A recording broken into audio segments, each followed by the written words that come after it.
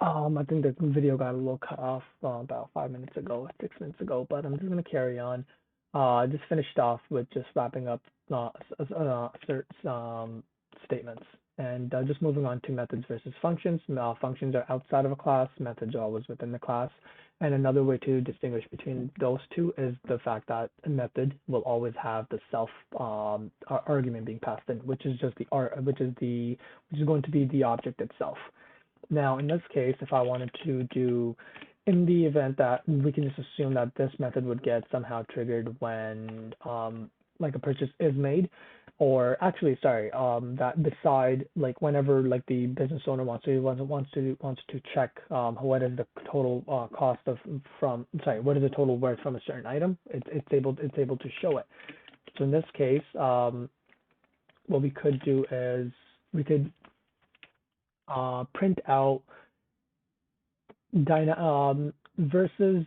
So before, what I had was that I was passing in another object attribute, and in it I was hard coding like the total value. Now, what if we want to change that? And the reason being, if to change is essentially being able to dynamically generate that. So as the price is so that no one's responsible, like we don't have to exactly like go back into the software every time and like have to provide that as total cost ourselves. Just because right now the calculation is easy for total value, but let's say what if it was another type of calculation? We can actually set up a way so that it generates the value dynamically. If it's regardless of if it's $500 and 10 quantity, or if it's $50,000 times 10, so like essentially just generating that value all like on the go dynamically. So in this, I'm going to go ahead and use a formatted string, which basically allows me to put in the string as well as like any attributes that are already present within the scope of this. So within the scope of this method, which is part of the class. So let's say total value, okay, total um, um, inventory value for. So let's say if it was for a certain plant, and we are showing that it is going to be inventory value for, let's say, the plant itself, or the name of the plant, and name of the item, sorry. And we do price. So the total worth will just be price times quantity. So we could just do that, and then we can multiply that, and here we are. Self dot quantity. Okay, so what I expect this is that anytime this method is called from this attribute from this object, whenever an object is created from this class, it's going to be able to generate like the corresponding string regardless of whichever item is it's called through. So in our case of the bonsai object, so if I was to do bonsai dot total value, and of course this is a method, so we want to initialize it. Well, we're going to initialize the method itself, and let's see if we were to print this. What I expect is that for the name is going to be bonsai, for the price is going to be 500, and the quantity is going to be 10. So this should really result in $5,000. So let's say that. So here we are. We can see that inventory value for bonsai is, oops, okay. So interesting that it didn't actually calculate it. Okay. What if I was to actually, yeah, because it's in a way just string, right? What if I was to do this? I'm wondering if now the value would be generated. Perfect. And it is, because now inventory cost for bonsai is $50,000. Sorry, $5,000. And the reason it's returning is because technically this method is still returning a none type value. But if I was to just do, like, if I was to return this string itself, great, right? Display message, that's it. All right. And now if I was to return that, I will just simply do that. Perfect. And let's go ahead and do this for all of them, right? So we have temperaturist and next aquatic. Perfect. So here we are.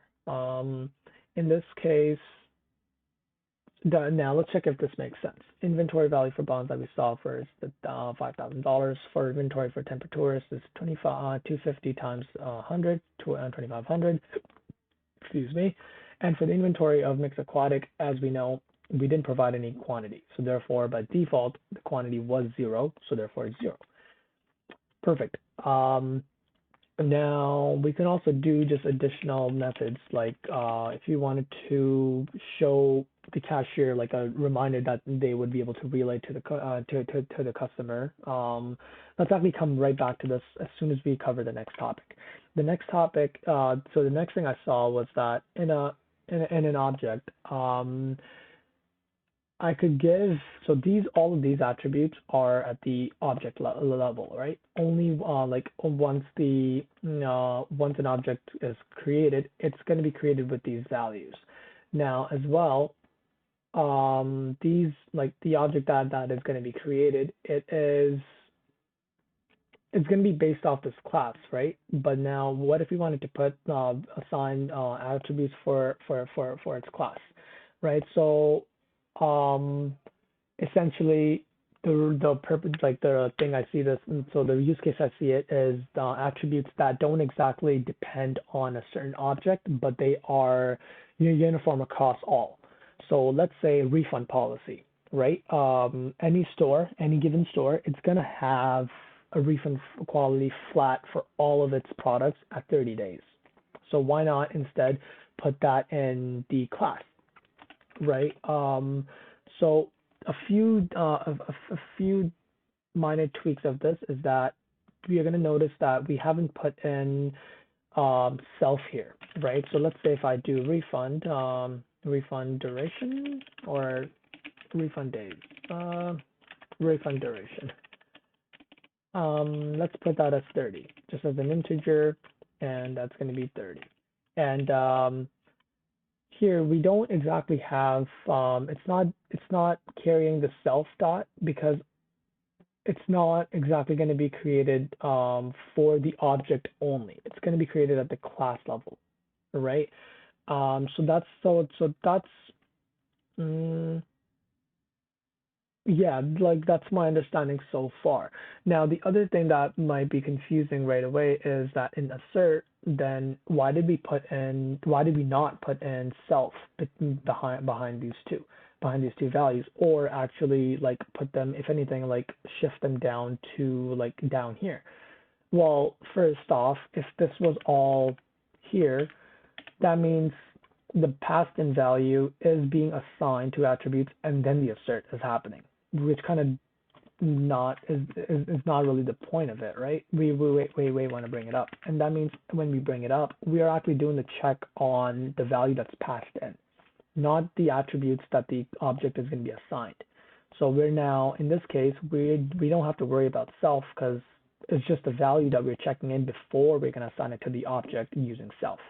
So that's, and over here, this is going to be an attribute that's going to be at the class level. So not at only specific objects, but all objects are going to have this exact same value.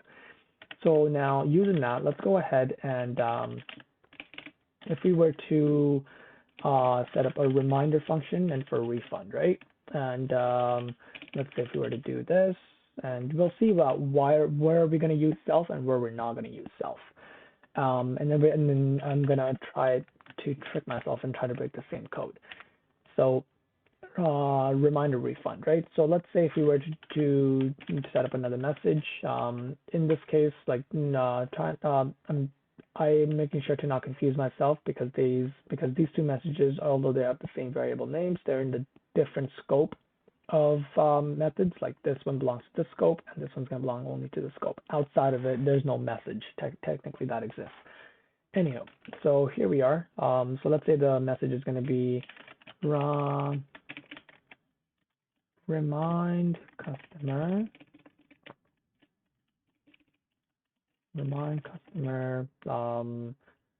So if you wanted to do, let's say, hey, the purchase that you just like the plant that you just bought, which is a bonsai, the refund is 30 days. So let's say if we were to do self.name. Yeah, so the plant's names policy, so bonsai's refund policy is 30 days. I don't know if I'm wording it properly, but so in this case, I'm gonna go ahead and do this. Now, of course, that doesn't make any sense because like this is actually relating to something else, okay? This is would have been a bit different, which I will show. But over here, we're gonna now, because this is not because this value over here, the refund duration is not specific to the object, but to the class, we have to now call it from the class itself. Again, just a quick distinction. This thing would have been, from my understanding, if we had put parentheses after the class name, it would have been an object, but here we are specifically calling only the class itself and its value.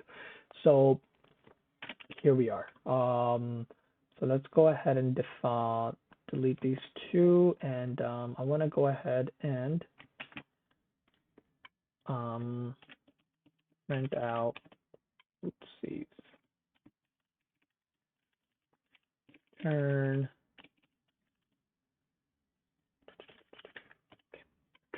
message, right? Now here we now if I were to do, let's pick another one, okay? In this case, we're taking the second object, and if from that second object, we're going to call the method the object method. This is so this is the object method, and I believe that like there is static and class methods that we'll get into later on. I still have to review that. But temperature temperatures. So from that object, we're going to call the object method, and this is going to be this how it's going to show. So what I expect this is to when this gets triggered for temperatures, it's going to call in for the name, which is temperatures, and its refund policy is going to be 20 days. So let's see if we are able to see that. Perfect. Remind customer temperatures refund policies 20 days. Now, okay. So that is that. Now let me quickly, no, I actually, I'm not going to go ahead and push this because it's not too big of code yet to push out. But now in the event that, let's say the refund policy for out of all the items that we have one or two items that have smaller refund policies because they probably expire quick or whatever, right? So let's say if it's a water, if it's a water base, then we are just going to make sure, or let's say if it's a bonsai, we want to make sure that the refund is, we want to make sure for whatever reason, I can't think of anything right now, but the refund date is a lot smaller. Now we have defined over here the class attribute, right? And this is the base level for that class. Now, what if I did want to change that? Now, how would that really change? Because one way would be, okay, bonsai dot refund duration is, let's say if I want to change this to be 10, exactly the half of it, right? Now, if I was to print this out again, oops, let's not copy the whole code. Bonsai, okay. I expect it to be show 10, right? However, let me go ahead and make this out just for the clarity reasons. So we have bonsai, we have the refund value as 20 days, but why didn't it change though, right? The reason this didn't change is because over here we call the attribute from the class level. And the way this actually works is